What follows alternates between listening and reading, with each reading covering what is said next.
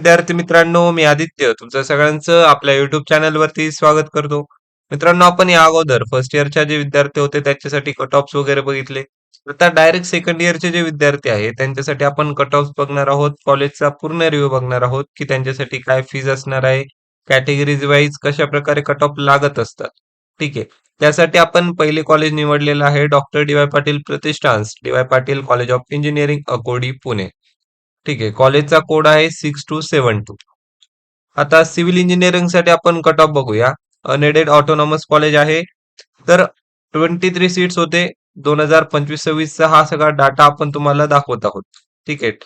तर 23 सीट्स होते. महाराष्ट्रासाठी 17 होते. महाराष्ट्र स्टेट सीट 17 होते आणि ईडब्ल्यूएस साठी 6 सीट्स रिझर्व्ह होते. आता महाराष्ट्र स्टेटचा कट ऑफ बघा कसा लागला होता. आता या ठिकाणी सगळा तुम्हाला डाटा दिसत असतो की विद्यार्थ्यांची कोणकोणत्या विद्यार्थ्यांचं कोणकोणत्या कट ऑफ वरती म्हणजे मार्क्स वरती ऍडमिशन झालेलं आहे. तर NT2 चं जे कॅन्डिडेट आहे त्याचा त्याचा कट ऑफ लागला होता 91.79 मार्क्स. ठीक आहे. आता एसटी कॅटेगरीसाठी कसा लागला होता? ST कॅटेगरीसाठी 75.37 percent. NT1 म्हणजेच NTB असं म्हणू शकतो आपण त्याचा 82.63%. त्यानंतर NT2 87.21%. त्यानंतर SC कॅटेगरीचा 87.89%. त्यानंतर ACBCचा लागला होता 88.80%. OBCचा लागला होता 89.37%. ठीक आहे.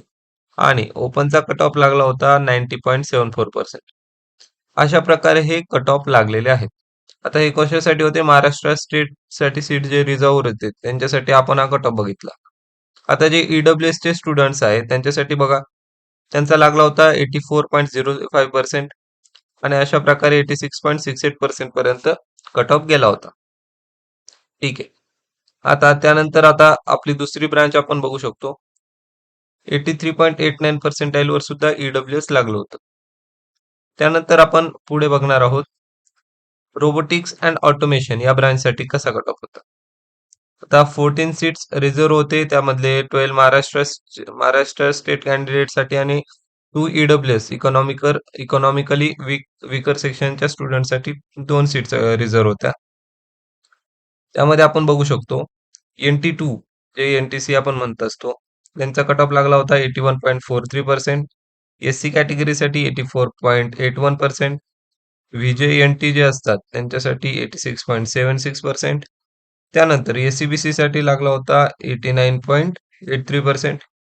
OBC साठी 89.94%.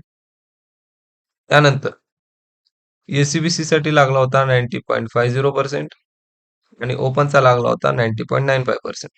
तर अशा प्रकारे हा कट ऑफ लागला होता. त्यानंतर ईडब्ल्यूएसचे जे स्टुडंट आहेत त्यांच्यासाठी बघा 2च जागा रिझर्व्ह होत्या. त्याचा कट ऑफ असा होता 86.69% आणि 89.01% वर सुद्धा एका विद्यार्थ्याला लागलं होतं.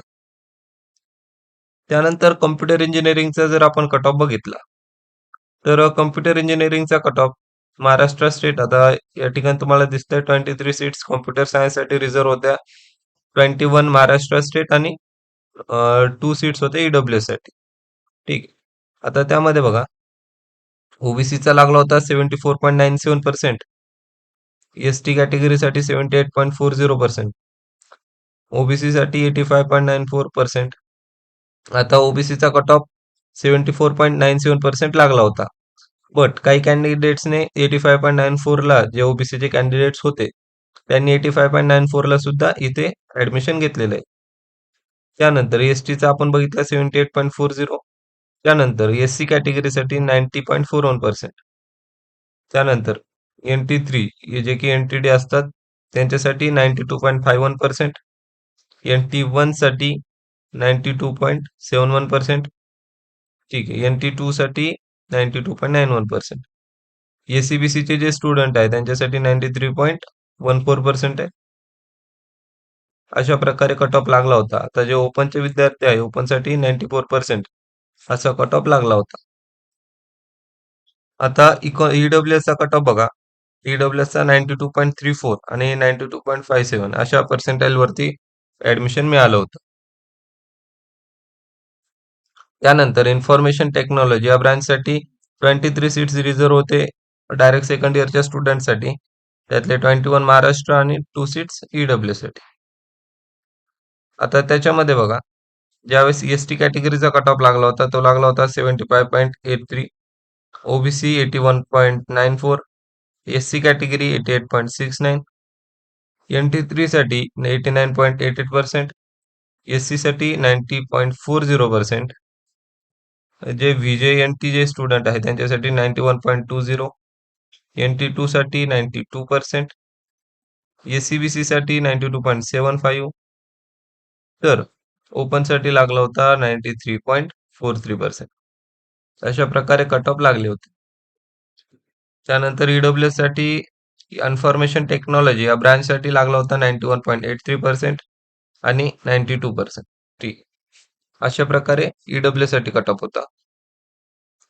त्यानंतर इलेक्ट्रॉनिक्स अँड टेलिकम्युनिकेशन या ब्रांचसाठी जर कट ऑफ बघायचं म्हटलं तर ENTC साठी 27 सीट्स रिझर्व्ह होत्या. त्यामध्ये 22 महाराष्ट्र स्टेट आणि 5 सीट्स ईडब्ल्यूएस साठी होत्या. त्यामध्ये आपण बघू शकतो जे 92.58 पर्सेंटाईलवर ओपनचा जो कट ऑफ लागला होता. ठीक आहे. आता एससी कॅटेगरीचा कट ऑफ जर बघितलं तर 86.80 लागला होता. त्यानंतर NT3 या कॅटेगरीसाठी 87.53%, एससी कॅटेगरीसाठी 88%, NT1 साठी 89.88%, NT2 साठी 90.12%, ओबीसी साठी 91.24%, त्यानंतर एससीबीसी साठी 91.53%, त्यानंतर ओपन साठी लागला होता 92%. ठीक आहे. अशा प्रकारे कट ऑफ लास्ट इयर लागला होता. आता ओपनला काही विद्यार्थ्यांनी 92.24 पर्सेंटाईलवर सुद्धा ओपन थ्रू ऍडमिशन घेतलेलं आहे. त्यानंतर ईडब्ल्यूएस साठी ज्या सीट रिझर्व्ह होत्या त्यांच्यासाठी 87.22 पर्सेंटाईल ते 89.71 पर्सेंटाईल या रेंजमध्ये ईडब्ल्यूएसच्या स्टुडंटने सुद्धा तिथे ऍडमिशन घेतलेलं आहे इलेक्ट्रॉनिक्स अँड टेलिकम्युनिकेशन या ब्रांच. त्यानंतर इन्स्ट्रुमेंटेशन इंजिनिअरिंग त्यासाठी 12 सीट्स रिझर्व्ह होत्या, 11 महाराष्ट्र स्टेट आणि एक सीट होती ईडब्ल्यूएस साठी. सो एससी कॅटेगरीचा कट ऑफ लागला होता 63.20, त्यानंतर VJNTचा लागला होता 83.20, ओबीसी साठी लागला होता 86.17, एससीबीसी साठी लागला होता 86.44, त्यानंतर ओपनचा लागला होता 87.47. ठीक. तर काही स्टुडंटने 87.80 वरती सुद्धा ओपन थ्रू ऍडमिशन घेतलेलं. त्यानंतर जर ईडब्ल्यूएसचा कट ऑफ बघितला तर 81.15 वर ईडब्ल्यूएसचा स्टुडंटने सुद्धा इथे ऍडमिशन घेतलेलं आहे. त्यानंतर मेकॅनिकल इंजिनिअरिंगचं जर कट ऑफ बघायचं म्हटलं तर मेकॅनिकल इंजिनिअरिंगचा कट ऑफ 84.82 पर्सेंटाईल VJNTचा लागला होता. एससी कॅटेगरीसाठी 85.13 लागला होता. एससीबीसी साठी 86.67, त्यानंतर ओबीसी साठी 87.28%, त्यानंतर NT2 साठी जर बघायचं म्हटलं तर 87.64, त्यानंतर एससी कॅटेगरीसाठी 89.59 यावरती सुद्धा एका एससीच्या स्टुडंटने या ठिकाणी ऍडमिशन घेतलेलं आहे आणि ओपनचा लागला होता 89.79%. ठीक आहे. ईडब्ल्यूएसचे जे स्टुडंट आहे त्यांचा 81.132, 83.84 या रेंजमध्ये त्यांच्या स्टुडंटने सुद्धा ऍडमिशन घेतलेलं आहे. त्यानंतर एआयडीएस ही ब्रांच सुद्धा या ठिकाणी आहे. तर एआयडीएस मध्ये ऍडमिशन घेणारे स्टुडंट आता एसटी कॅटेगरीसाठी 72.53 वरती एआयडीएस लागलं होतं. ठीक आहे. एससी साठी 89.44 पर्सेंटाईलवर, तर NT3 साठी 90.69%, VJNT साठी 90.74%, एससी साठी 90.86%, NT2 साठी 91.89%, एससीबीसी साठी 92.40%, ओबीसी साठी 92.41%, त्याच प्रकारे ओपन साठी 92.69%. तर अशा रेंजमध्ये कट ऑफ लागलेले आहेत लास्ट इयर. आता ईडब्ल्यूएसचा कट ऑफ 91.41 ते 91.43 या रेंजमध्ये ईडब्ल्यूएसचे स्टुडंट इथे ऍडमिशन घेऊ शकतात. ठीक आहे. आता एवढ्या सगळ्या ब्रांच होत्या आणि एवढे सगळे या ठिकाणी कट ऑफ लागलेले आहेत. तर यावरून तुम्ही तुमचे जे पर्सेंट आहे त्याच्यावरनं तुम्ही या कॉलेजमध्ये ऍडमिशन घेऊ शकता का नाही ते चेक करा. त्यानंतर या कॉलेजमध्ये बद्दल आपण अजून बरीचशी माहिती बघणार आहोत. कॉलेजची फीस, प्लेसमेंट या सगळ्या गोष्टी आता आपण बघणार आहोत. कुडीची ऑफिशियल वेबसाईट आहे त्यामध्ये 2025-26चं जे फी स्ट्रक्चर आहे ते आपल्याला दिलेलं दिसतंय आणि 26-27चं फी स्ट्रक्चर आहे. त्यामध्ये फक्त आपल्याला काय दिलेलं आहे, first year B.Tech fee structure आपल्याला दिलेलं आहे. ते कशाप्रकारे फर्स्ट इयरचे जे एम-एस-टी, सी-ई-टी थ्रू जे विद्यार्थी ॲडमिशन घेणार आहेत, त्यांच्यासाठी हे फी स्ट्रक्चर आहे. ठीक आहे. आणि आपल्याला जर डायरेक्ट सेकंड इयरचं फी स्ट्रक्चर बघायचं तर या ठिकाणी आपल्याला फी स्ट्रक्चरमध्ये आपण ज्यावेळेस जातो, त्यावेळेस इथं डायरेक्ट सेकंड इयरवर क्लिक केल्यानंतर अजून त्या कॉलेजने ऑफिशियली त्यांची फीस रिव्हील केलेली नाहीये. अजून अपडेटिंग सून असं या ठिकाणी दाखवतंय. सो तुम्हाला जर या कॉलेजमध्ये ॲडमिशन घ्यायचं असेल किंवा तुमचं पर्सेंटाइल या रेंजमध्ये असेल, तर तुम्ही याच्या फी स्ट्रक्चरसाठी इथं चेक करू शकता. थोड्याच दिवसात इथं अपडेट होऊन जाईल आणि नवीन फी स्ट्रक्चर जे असेल डायरेक्ट सेकंड इयर स्टुडंटसाठी, ते या ठिकाणी आपल्याला दिसेल. सध्या तरी फर्स्ट इयरचे जे स्टुडंट आहे, जे ॲडमिशन घेतात, त्यांच्यापेक्षा तुमची फीस कमी असेल, ठीक आहे. आता टोटल फी ओपनच्या स्टुडंटसाठी 1,49,689 आहे. तर जे डायरेक्ट सेकंड इयरसाठी असतील, ते याच्यापेक्षा तर त्यांची फीस कमीच असणार आहे. ठीक. त्याचप्रकारे जे गव्हर्नमेंटच्या स्कॉलरशिप अप्लाय केल्यानंतर फीज बघा ई-बी-सी, ई-डब्ल्यू-एस, एस-सी-बी-सी त्यांच्यासाठी 50% ट्युशन फीमध्ये कन्सेशन असतं. त्यानंतर त्यांची फीज होती ₹86,428.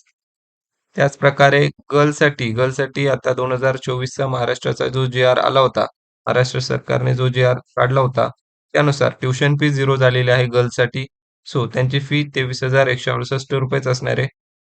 त्यानंतर टी-एफ-डब्ल्यू-एसची सुद्धा ट्युशन फी माफ असते. एस-सी-एस-टी ट्युशन फी आणि डेव्हलपमेंट फी माफ असते. सो त्याची फी असणार आहे 4,189. ठीक आहे. जे-एंड-के स्टुडंटसाठी 28,689. अशा प्रकारे फी स्ट्रक्चर हे फर्स्ट इयरच्या स्टुडंटचं आहे, जे की एम-एस-टी, सी-ई-टी थ्रू ॲडमिशन घेणार आहेत. तुम्ही डायरेक्ट सेकंड इयर मधून ॲडमिशन घेणार असाल, तर तुमच्यासाठी यापेक्षा फी कमी असणार आहे.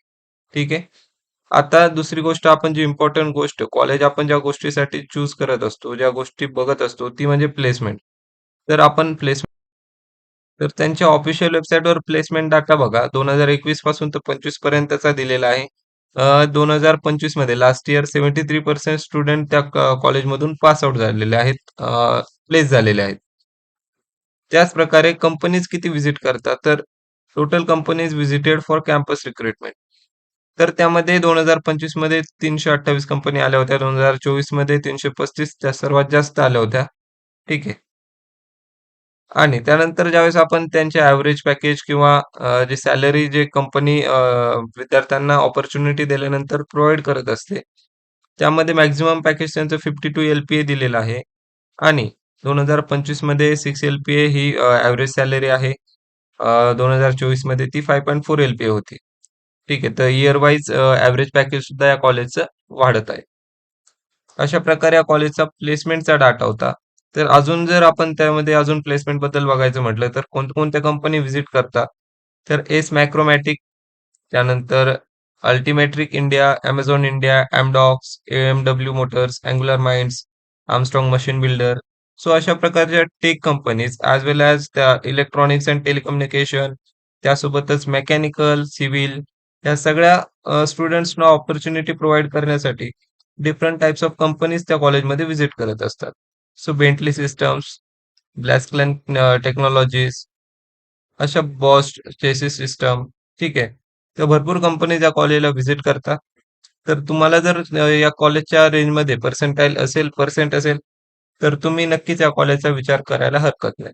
व्हिडिओ आवडला असेल तर व्हिडिओला लाईक करा, चॅनलला सबस्क्राईब करा आणि तुमच्या मित्रांना हा व्हिडिओ शेअर करा, जेणेकरून त्याला सुद्धा या कॉलेजबद्दल माहिती होईल.